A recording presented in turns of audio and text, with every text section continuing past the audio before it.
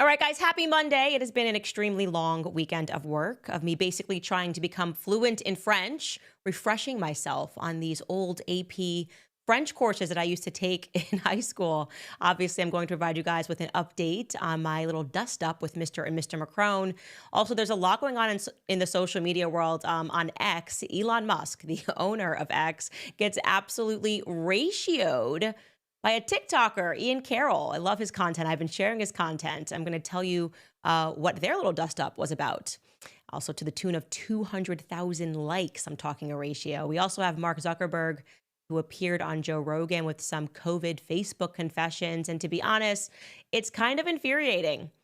And we'll give you an update, of course, on the LA fires and what people are saying. All that coming up on Candace.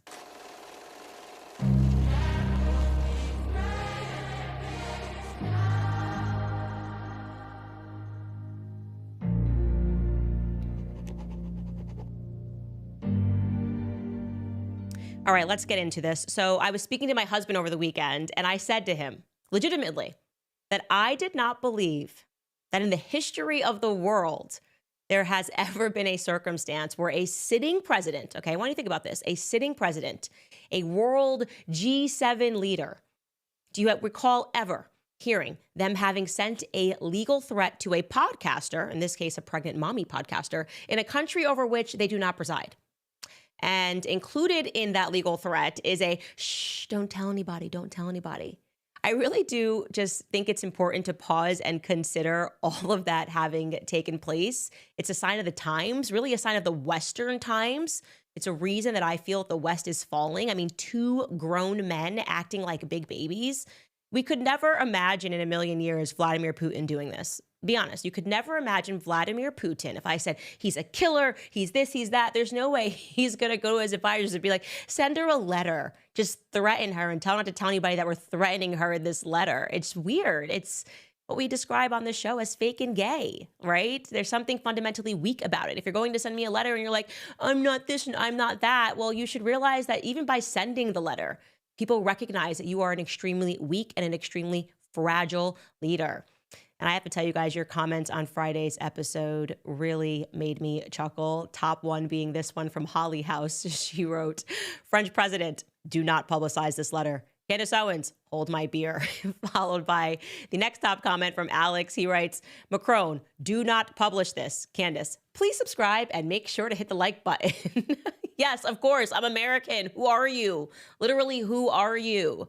And the third top comment is really great because it comes from somebody that lives in France, and it is from a user, ADARYM. They write, I am French. I am so glad that someone is talking about this scam. God protect you, Candace. We need people like you in France. And that kind of was the general feeling. I had tons of people from France emailing me saying, keep going. Thank you so much. Essentially, they're being suppressed and their opinions, they're fearful to speak them, given what the president has done. And so I want to take this time to let Americans who do not understand the significance of this story, I want to let you guys know why it is so important, because there have been people that have said, why does it matter if his wife is a dude?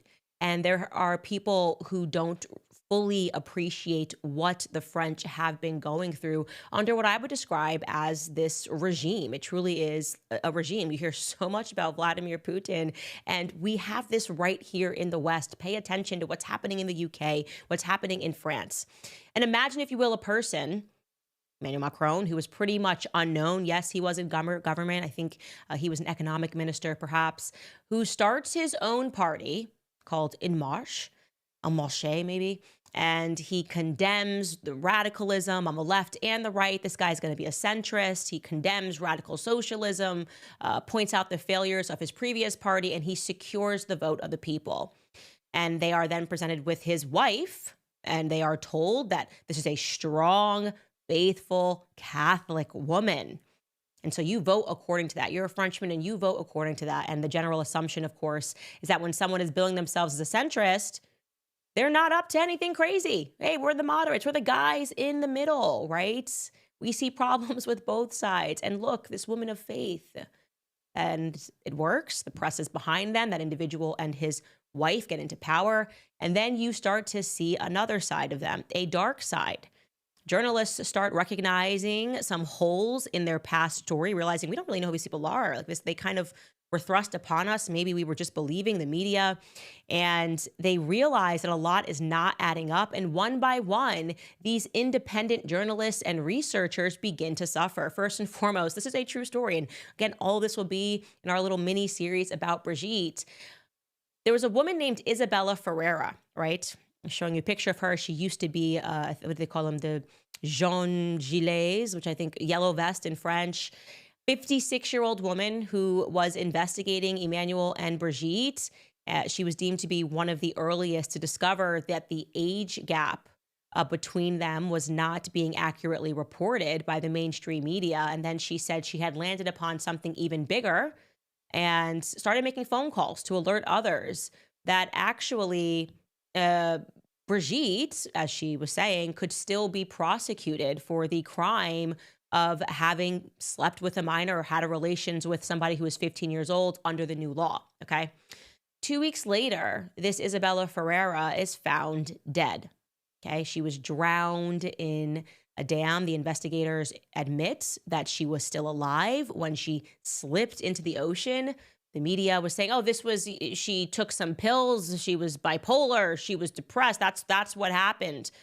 Even though she had been making phone calls days earlier asking for people to meet with her regarding this investigation. And in fact, one of her friends posted on Facebook, his name is Luca, and he wrote a very long post, which you can go and find, but this is the most compelling element. He did not buy the accidental suicide story. He wrote, these days, she was focused on the sexual assault of the teacher, Brigitte Trogneau, towards the minor pupil, Emmanuel Macron.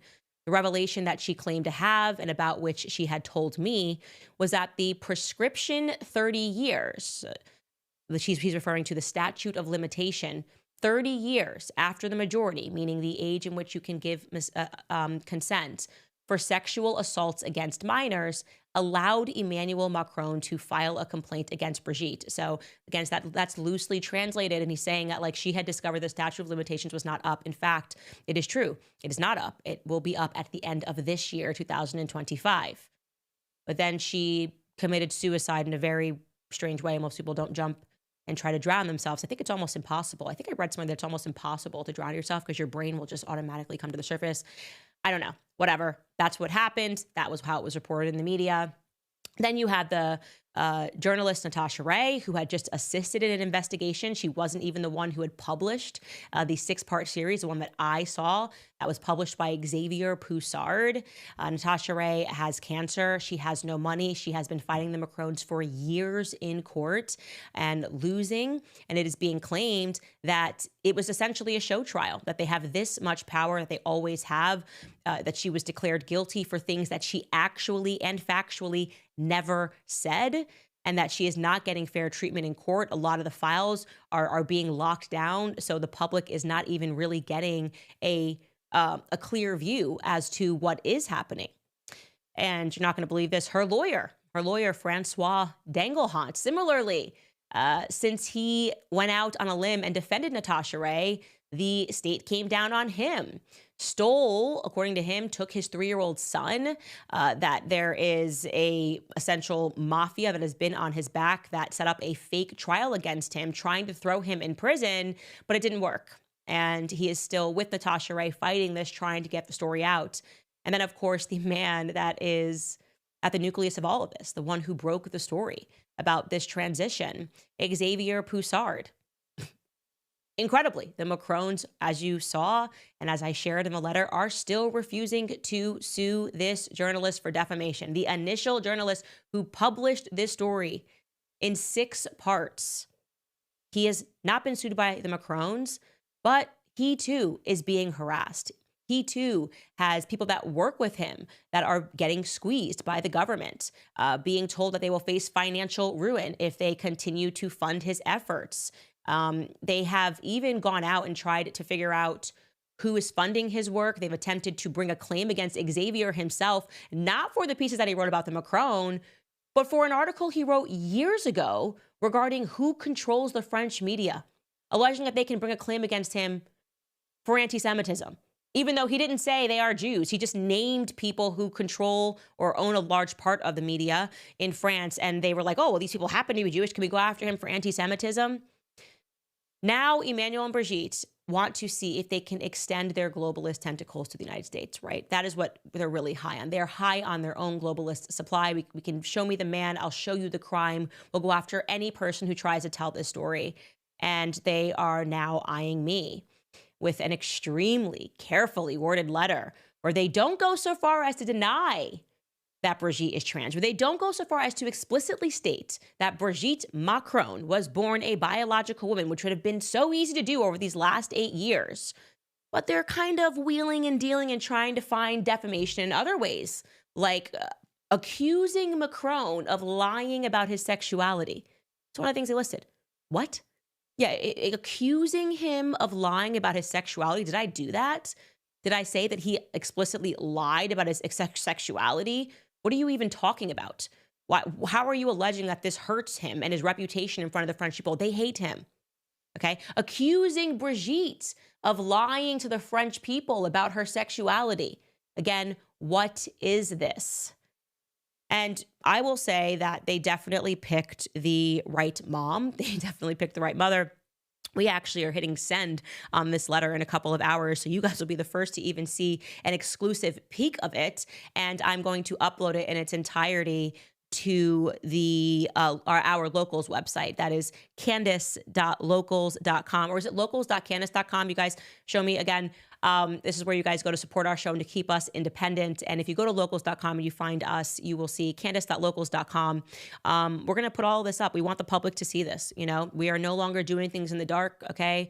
We are in the era of light, and everything that happens, I am going to expose to the public because I have the platform to do that. And they have a right to know. They have the right to see how you people operate and how you try to intimidate. You are not thug life to me. I get that you're running stuff in France. That's not how I feel, okay? And I don't care about what you're doing in France or care about what you're doing in Paris. I just care about people understanding the truth and understanding that there is a dark network of individuals that have been supporting your campaign. And that part is plainly obvious. That part is plainly obvious. That is not something that can be denied on the basis of the things that people have been accused of in your network, people that have funded you, Emmanuel Macron, okay? So here is a little sneak peek of our legal letter that we are sending back to him. And just reading you a couple of lines here. Again, it will be up on the website. While you cleverly try to distinguish between calling someone gay or transgendered and calling them Macrons liars and criminals who are defrauding the French people and the international community, the implication is clear. You and your clients believe that being labeled as gay or transgendered is defamatory, and they must prove as much to maintain their claims. However, they would contravene the beliefs of President Macron's most ardent progressive liberal supporters. Yet your denial that being labeled as gay or transgendered is defamatory is belied by the statements and the posts that you are citing as defamatory. Nearly all of the statements and posts simply refer to Brigitte Macron as a man who transitioned. And so we list some of these examples of these strange posts that they cited, satanic, whatever, saying that you can't call this satanic, whatever. And we basically say, so either your clients believe these examples are libelous, or you merely want Candace to remove them to protect your clients' images. None of these show that your clients were damaged. Therefore, it seems your true agenda is to intimidate a journalist and prevent her from reporting discoveries about the Macrons. But you chose the wrong journalist. Candace is not intimidated. No, I am not intimidated. In fact, I would describe myself as positively elated about this opportunity. Mr. and Mr. Macron, okay? I want you to come to Tennessee so bad. Bring this lawsuit as you would have to the great state of Tennessee. Bring it to the volunteer state, you know? We still have the good old boys here. And don't even waste your money getting a courier to file. I'll file it for you. I'll be your courier, okay? I'll run down to the courthouse and file the lawsuit for you if you promise me that you two will show up hand in hand. Okay, that you will come down to a state where we still have the good old boys, and you'll explain to them, Brigitte, that you think 15-year-old boys can be sexy, that you're attracted to 15-year-old boys. Bring that mindset, your Parisian elitist mindset here. Explain to them how 15-year-olds can be hot and sexy and how maybe you as an older man want to marry them. I'd love to see that. I'd pay big money to see you have a rude awakening about what the rest of the world thinks about what it is that you two have been up to. It's gross. It is disgusting. There is no way to slice it when you make a confession as you have. And by the way, as I said, we have proof that he was 14 when he was in that play. Okay, the play that you watched him perform and were just thought he was so profound and beautiful, because what sane person at the age of 39 and 40, the ripe age of 39 and 40, looks at a 14-year-old boy and finds that to be appealing, and then thinks that they have enough money and connections to get the press to sell it as something sexy, as Josephine and Napoleon? Get the heck out of my face. Truly, get out of our faces. Like I said, try that around here. Try that around here. Come, get on a plane, do it, sell it. Oh, that was beautiful. Beautiful, the story of the Beauty and the Beast. No, it's not going to work. It's not going to fly here, okay? We have good values. We have good morals. We don't care about your top designers, okay? They don't care about Paris. We do have a Paris, Tennessee here, but it's not what you're used to. And I am telling you, I will give anything. I might even cover your legal expenses if you agree to show up in Tennessee with your mindset, okay, and meet me in court. And guess what? Your little line about, we don't have to answer whether or not Brigitte is a woman. No, you literally will have to answer that if you have the, excuse me, balls to file this lawsuit in the state of Tennessee. We invite it. My supporters invite it. I invite it. I love a good fight. And I am telling you, this world, this sick, grotesque world that you are a part of, where you could just pay enough money to hide this sort of pervasive illness, because that is what I view it as, okay? 40-year-olds don't look at 14, 15-year-old boys and find them cute and appealing and want to be in relationships with them. I am disgusted by your relationship. You make me sick, Brigitte. Seriously. And with all that I know now, having sat down with Xavier Poussard, I sense that a lot of people worldwide are going to be physically sickened by the fact that the entire press circle in France has been guarding a lot of secrets about you. And yes, I truly, truly now, even more so than when I first reported the story, believe that you were born a man. So we can have that conversation in court, or you can simply respond to our legal emails, but know that all of it will be published on our locals website. And that's all I'm going to say about that. All right, guys, reminding you about preborn, because January is considered the Sanctity of Life month, a time that we honor the over 66 million babies whose lives have been tragically ended through abortion. Sadly, since Roe was overturned, babies' lives are at an even greater risk. The abortion pill accounts for over 60% of all abortions, making this tragedy available 24/7. But in the midst of this darkness, there is a light that shines. Preborn has rescued over 300,000 babies from abortion. On average, they rescue over 200 babies a day, because when a woman is considering abortion and she hears her baby's heartbeat and sees her baby on an ultrasound, that baby's chance at life doubles. So Preborn needs our help. For just $28, the cost of a dinner, you can sponsor an ultrasound to introduce a mother to her baby for the first time. 100% of your donation will go towards saving babies. Donate, just dial pound 250 and say the keyword, which is baby. That's pound 250 baby. Or you can donate securely at preborn.com/Candace. Again, that's preborn.com/Candace. All right, let's get into these stories. Haven't seen a trend like this in a long time, where the person who gave us X, Elon Musk, gets completely ratioed. I mean, to the tune of 142,000 likes. Ian Carroll's gets like 230,000 likes. And what's really compelling about this particular ratio, aside from just the topic, is that Ian Carroll truly is just a person who started making videos on TikTok, investigating various things. And he built a network for himself. He just crossed 1 million followers on X, I guess, in a large part due to the fact that he ratioed X's founder, which is Elon Musk. So it's pretty amazing. So I'll tell you what happened. So Elon Musk, weird arc on the topic of Israel, meaning he was criticizing Israel, and it seemed like he got some magic phone call in the background. The next thing we knew, he had to visit Auschwitz. He had to show up in Israel, do a photo op with Bibi Netanyahu. It was just strange. All of it was very strange. And now he kind of once in a while tweets what most would consider, Ian Carroll would consider, to be Israeli propaganda. And so he tweets this video. I'm going to just show you a brief clip of it because it's not relative to what Ian responded with, which was the ratio. Here's the video that Elon Musk tweeted. What set of actions result in the greater good in Israel? I mean, obviously, you cannot have people who if they want to slow down everyone in Israel, you got to stop that. There's no way. Yeah. Those people either need to be killed or incarcerated, or they will simply try to kill more Israelis. This is what it amounts to, obviously. And they want to kill Americans too, by the way. Generally, like, Israel is referred to as the little Satan in America. We are the big Satan.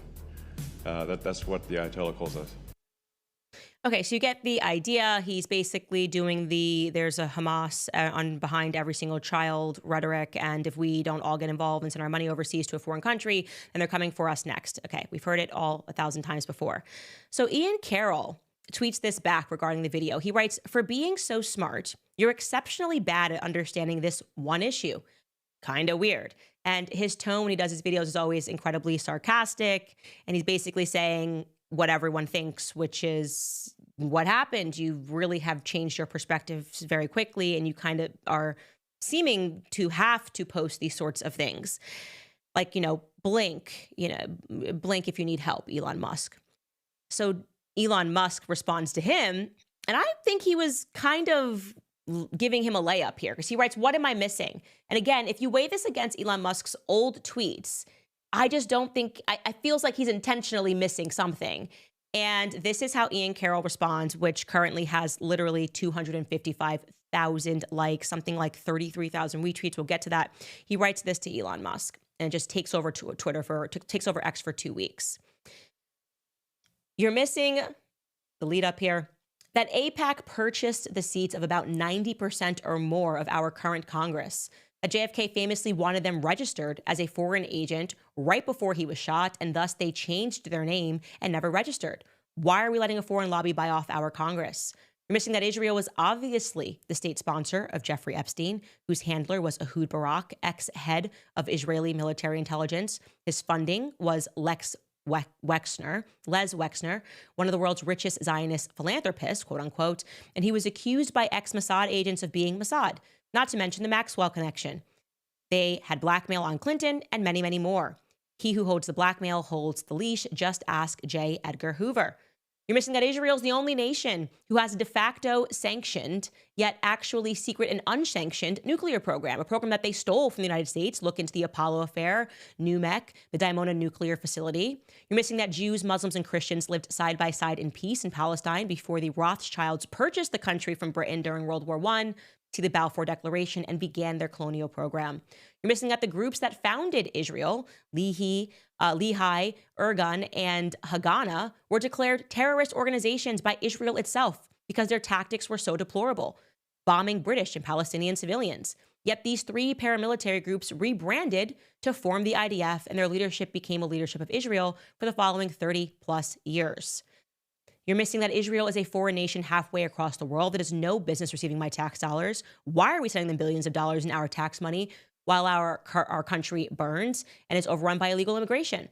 We are told Israel is our quote-unquote greatest ally, so why would they have had a massive spy network targeting U.S. government agencies leading up to September 11, 2001?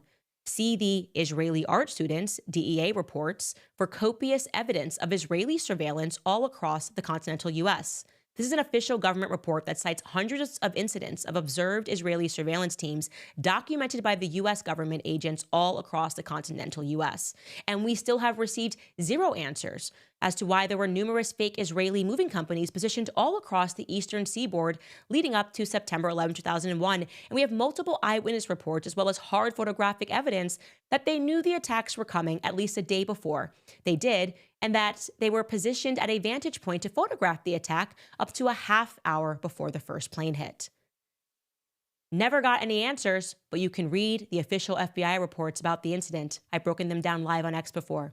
That is just a small list of some of the best documented reasons why I, as an American, don't want Israel receiving any of my tax dollars. And I didn't even mention my obvious objections to the collective punishment, mass surveillance, forced starvation, bombing of refugee camps, brutal murdering of women and children that's been going on in Gaza and the West Bank for years, decades, which you can watch in graphic detail right here on X. And that's not to mention that somehow we let Congress pass laws outlawing anti-Semitic speech, despite our own First Amendment. And we have anti-boycott legislation in multiple states, despite the fact that it's perfectly legal to boycott American companies, just not Israeli ones. Every content creator knows the fastest way to get demonetized, banned, and slandered is to be critical of Israel. I figured you would have realized this too after what they did to you and tried to do to X just last year. Whoo, burn. Like, wow. So that went, again, absolutely viral. Wait, Skylar, can you bring that back up so we can see the retweets that this received? I got 52,000 retweets. That is incredible. 255,000 likes, loves, whatever, and 7.8K comments and 7,800 comments, pardon. I did the video, and truly, like, I was just like standing up, just giving a round of applause, because so many of us, I think, have really woken up to that over the last 2 years. And it's been crazy to see. And everybody obviously knows that this is why my YouTube is demonetized. It's like, you have to take this perspective and support this country or else. And it seems crazy because many of us genuinely, like, from the bottom of our hearts, just weren't aware of any of this stuff. You know, we kind of went through this programming in school. And it's interesting because there is this philosopher, you may have seen him on Tucker, actually sat down with him, a Russian philosopher named Alexander Dugin, who Tucker sat down with because his daughter was murdered by Zelensky. And he's written books, The Fourth Political Theory, who did this thread the other week, or maybe it was actually last week, or maybe it was like a couple of days ago, where he spoke about, and he said specifically, the religion of the Holocaust has been broken. The religion of the Holocaust hasn't broken. Now, people who are not easily offended, and you really consider what it is that he's saying, and I understood what he meant, which is to say, I grew up so much in my heart feeling like it was my job, after having learned in school, as we all must go through, learning about World War II and the Holocaust. We're shown all these graphic images. It is such a required part of our learning environment. And then we have Hollywood, we have all of these movies, and we just feel this tremendous burden for something that we weren't alive for, and we go, oh my goodness, like, if anybody says anything about Jewish people, I will just instantly react. You know, you feel so instantly protective because in many ways we were so traumatized to learn of these atrocities in the classroom. So, and I think that's what he's talking about when he says the religion of the Holocaust has been broken, because he went on to say that it was broken by Bibi Netanyahu and Zelensky.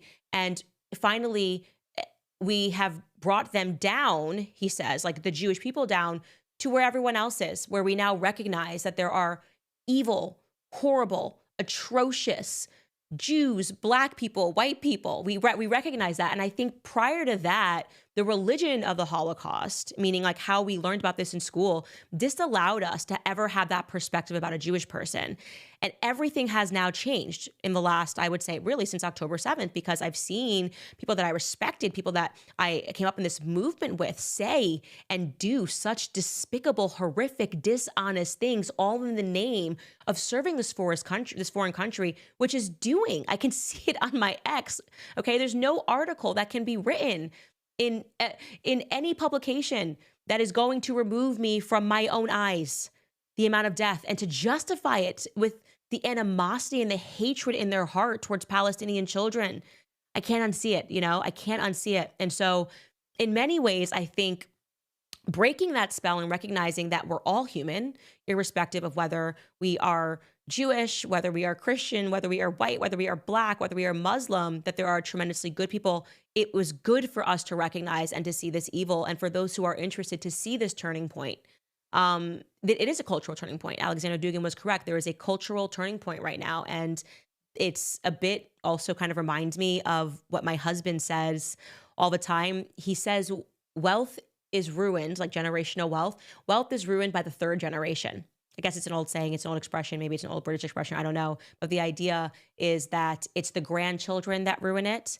And I think in many ways, when I see it now, the entitlement of the grandchildren or the great-grandchildren, people that were in the Holocaust, and the nastiness of how they treat people, like, well, you know, my grandfather lived through this, so now I can just smear you and libel you and lie about you and lie about your heart, is what has ruined it. It has ruined it. So yeah, I don't know. Anyways, I thought that was super fascinating to hear him just lay that out, for it to go so viral. So many more eyes will be opened because of that, recognizing that there was no community notes put on that. And he listed all of his sources as well. And if you're someone who truly grew up like me with that in your heart, and then being so confused by what appears to be people that you thought were victims that are acting and saying things that are so objectively evil, it will help guide you. I think it will really help guide you to recognize that, hey, we're just all human, and everybody sucks and is evil and awful and speaks like genocidal maniacs sometimes. And I think Bibi Netanyahu is genocidal maniac. But I can say that now because I'm already demonetized. Can't do it twice. All right, guys, I want to remind you about Pure Talk because last year we voted big government out and efficient government in. Well, now it's time to take action against those big wireless companies. So if you're still on Verizon, AT&T, or T-Mobile, the question is why? You can make the switch right now to Pure Talk, which is my cell phone company. Pure Talk gives you the exact same service on the exact same towers, but you'll have better customer service because they're based right here in the US. Pure Talk does all of that for half the cost. There's simply no need to be spending $85 or $100 per person on your wireless bill. It's not when you can get unlimited talk, text, and 15 gigs of data with a mobile hotspot for just $35 a month. The average family of four will save about $1,000 a year with Pure Talk while enjoying America's most dependable 5G network. So you can cut your wireless bill in half today by switching to Pure Talk, and you can go to puretalk.com/Owens. And right now you'll save an additional 50% off your first month. That's puretalk.com/Owens. All right, guys, we should speak about Mark Zuckerberg because Mark Zuckerberg, I guess he thought he was attending like a Catholic confession when he went on Joe Rogan, and he tells the truth about something that he's just been lying about for years. And I guess we're supposed to go applaud him for stating the obvious, which is that we were all very clearly being irrationally censored during the COVID period. And basically, they were only allowing lies to spread because they wanted to force everyone to get a vaccine that they obviously knew was not going to stop the spread. And they obviously knew could lead to some very serious injuries. I'm talking face paralysis, people were getting all sorts of paralysis. Men were getting myocarditis, and they just censored all of this. And we're like, it's great, it's safe, it's effective. Get the vaccine, you idiots, right? This is kind of the rhetoric that we heard. And Mark Zuckerberg was a part of that, and now he's kind of trying to walk it back as he realizes that he's on or has been on the losing side. So here's what he told Joe Rogan. Take a listen.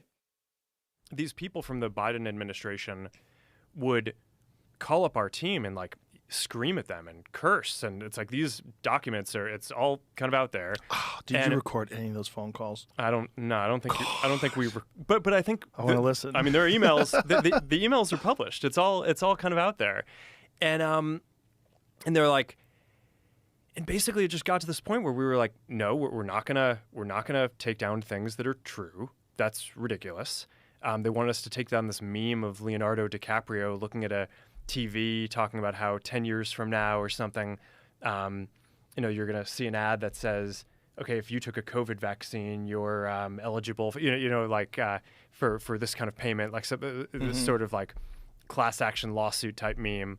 And they're like, no, you have to take that down. And we just said, no, we're not going to take down humor and satire. We're not going to take down things that are true. And then at some point, I guess, I don't know, it flipped a bit. I mean, Biden, when he gave some statement at some point, I don't know if it was a press conference or to some journalists, where he basically was like, these guys are killing people. And I don't know, then like, all these different agencies and branches of government basically just like started investigating, coming after our company. It was brutal. It was brutal. Okay, so I'm still not going to be a hater. He does look better with longer hair. He doesn't look like a lizard, but he's still saying lizardy things, okay? And I just don't trust him. I find him to be a bit of a reptile, And essentially what he's saying is, I don't have a spine. If you don't have a spine, I don't want you leading a social media company, right? I just don't want you leading. I want you to step aside and let someone who, when they receive a phone call from the Biden administration and someone's cursing them out, someone that will give it right back to them. That's what I want, okay? That's what we should expect, given the fact that we have free speech in this country, okay? Free speech means that you have the freedom to talk about the effects that a vaccine has had on you. You have the freedom to speak about the fact that you got a vaccine today and you may be passed out. Maybe you got myocarditis, you were in the hospital because of the vaccine. He took that away from people. And in the process, actually, if you think about it, harmed a lot of people who maybe would not have gotten the vaccine if they had heard alternative voices like myself. And it infuriates me because now it's, he's at Mar-a-Lago, he's on Joe Rogan. Okay, great. I'm glad that you're having the conversation, but I wish it wasn't such a buddy-buddy conversation. Like, he's not the victim of this. Like, you're not a victim of your own cowardice. You're just a coward, okay? And so it's frustrating for people like me who really stepped to the plate and sued Facebook throughout this time for taking down a post where I was telling the truth about COVID. And the judge wouldn't even hear the case because he just agreed with the lie, essentially, because it became that political, where the judge was like, I'm not even going to hear this case and let you presented in front of a jury because I've just decided that Facebook is right to censor this stuff because you had an older judge who's just fearful of COVID. And it just, you look back on it and my platform got demonetized at that time, which tends to be apparently what happens to me. But you hold on to the truth and eventually it comes out. And yeah, you lose money in the process. I just calculate every month how much money I'm losing on YouTube because I'm just not going to buck and bend the knee to Bibi Netanyahu. But in the end, it's going to be worth it. I know that because in the end, truth always wins. I truly do believe that. And I'm glad Zuckerberg is finally recognizing that and he's sharing these things, but he does not have a sympathetic shoulder with me. I will say that. There's no sympathetic shoulder. Man up, okay? Can everybody just man up? Let's just start selling man up t-shirts just across the board. I mean, Brigitte, Emmanuel, Zuckerberg, can everybody just man up? Put a little bit of hair on your chest. By the way, this is a real headline. I just wanted to show it to you. Speaking of Meta, it says Meta orders the removal of tampons in men's rooms amid Zuckerberg post-election shakeup. It's real. It's actually real. I know you're thinking it looks like a Babylon Bee headline, but Babylon Bee is not funny anymore. That's funny. That's actually real. And so I guess we're winning, guys. He's serious. He's so serious. He's taking tampons out of the men's restroom. I don't know what this world has come to. I truly do not.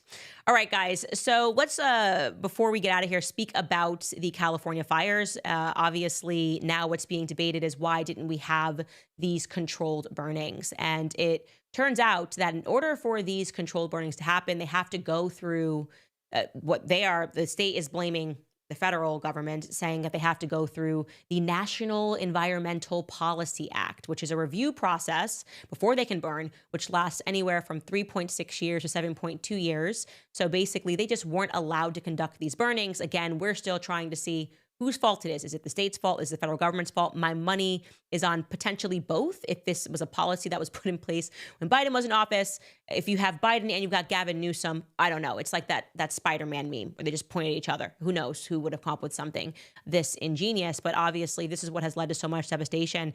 And the PBD podcast, they were discussing this. Tom Ellsworth was basically speaking as to why the insurance companies declined to cover for fire. So all of these people who have lost their homes, many of them aren't even going to get a check. And what's going to happen is some rich person is going to come in and they're going to get all of their land. They're going to sell what they owned at a fraction of the cost because they literally have nowhere to live. It's truly horrific. And listen to Tom's explanation as to what went on.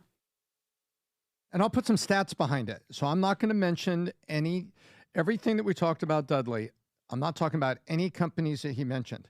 I'm just looking at facts. Facts. State Farm and Allstate stopped selling insurance because of the California Fair Plan and Governor Newsom. Fact. State Farm announced last year they would non-renew 30,000 policies in what they called, ready for this?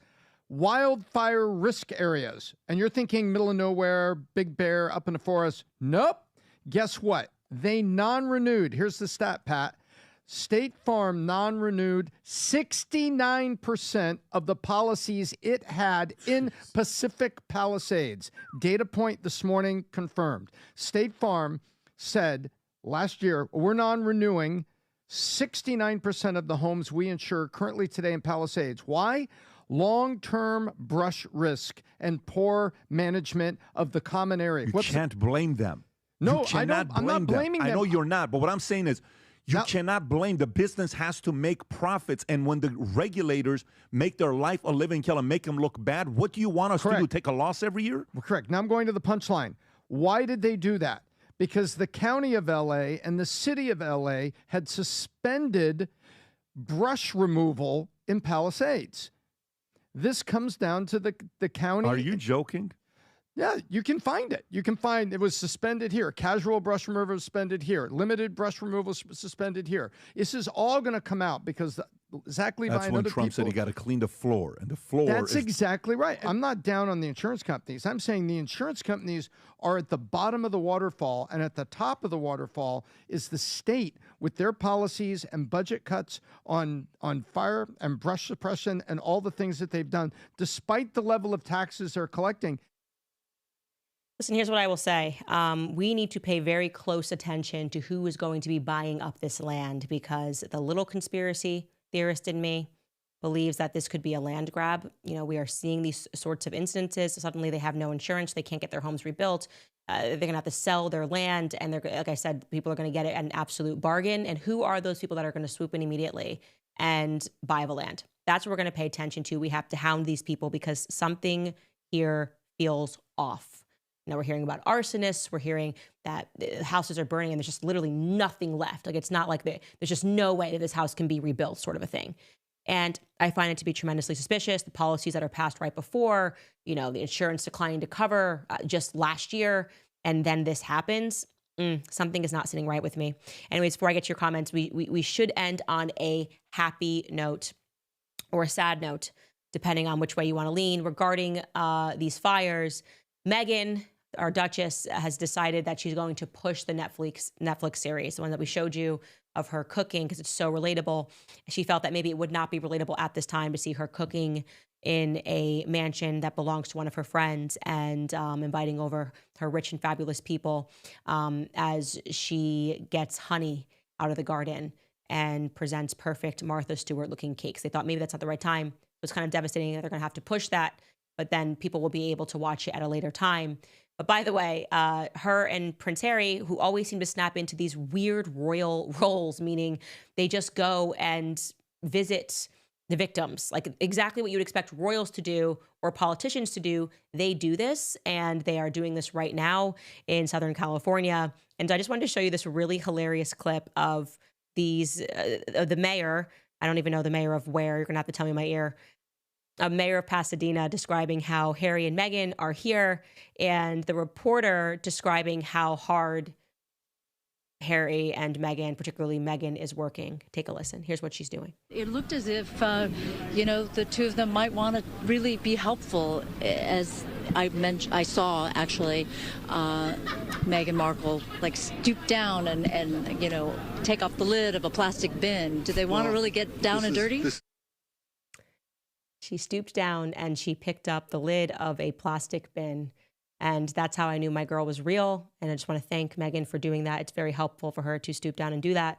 If there's any plastic bins you guys see around that need picking up, you can hit up your girl, Meghan Markle. It's amazing. I really got just such a chuckle out of that description. It's just such a nonsense. Nobody cares. Send money, send food. It's about what these people need. You know, they need donations, they need a place to live, they need hotels. That's not to say they aren't doing that. I'm sure perhaps they are in the background. But I don't understand this visit. But I do have to shout out Beyonce today. She was on my mind. I was on the treadmill this morning, and I just kept dancing to single ladies. This is why I have to have a treadmill in my house, because I do not behave correctly on treadmills. I literally will watch the music videos and do all the dances. Anyways, I was just looking back, as then I was watching her song Halo and all these black and white artistic videos that she created. And I was like, I miss this Beyonce, you know, before she got too political. And then my producer told me that Beyonce had just donated. She's not going down and picking up plastic lids, but she did donate $2.5 million to Los Angeles area wildfire relief via Be Good or Bay Good, which is her foundation. So kudos to Beyonce. You know, I'm sad that, you know, me and Miss Tina have so much drama and so much beef out in these streets. But I do miss the old Beyonce. I really do. And so it's great to see that she has given in a capacity that she has given. All right, guys, before I get into your comments, reminding you about American financing, because I know there's a lot of us that are trying to get our finances in order and start the year off right. There is some great news for homeowners because interest rates have dropped and are now in the 5s. So if you've been buried in high interest credit card debt, now is the time to break free. American financing can help you access the cash in your home to pay off your high interest debt. Last year, their salary-based mortgage consultants helped customers pay an average of $800 a month. That's like giving yourself a $10,000 raise. What a way to start the new year. And if you start now, you may be able to delay 2 mortgage payments. So talk to my friends over at American Financing today. Call 800-795-1210. Again, that's 800-795-1210, or you can simply visit americanfinancing.net/Owens. That's americanfinancing.net/Owens. All right, let's see what you guys are saying to me in the comment section. RN Explorer said, new merch drop, Mr. and Mr. Macron. I love that. Yes, I still can't believe they included the t-shirt. I just don't know what they think that is. Like, is she going to come after me for civil harassment over a t-shirt? I think you're right. We are definitely going to drop with our big interview Mr. and Mr. Macron merch. This person writes, oh, I'm afraid for the Macrons. They messed with the bull. Now they're going to get the horns. Love you, Candace. Yeah, and it's a pregnant bull. Okay, it's a pregnant bull. I've got a baby calf in there. and he's fired up. Literally, my former executive producer was like, "What is this baby on? Because you are just going for it."